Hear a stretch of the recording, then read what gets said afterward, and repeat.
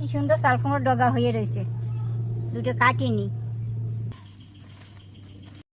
কাটা হয়ে গেছে। আলু কটা একটু ভেজে নিই,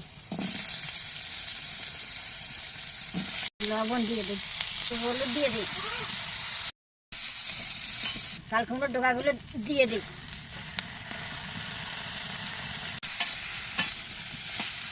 জল দিয়ে দেই,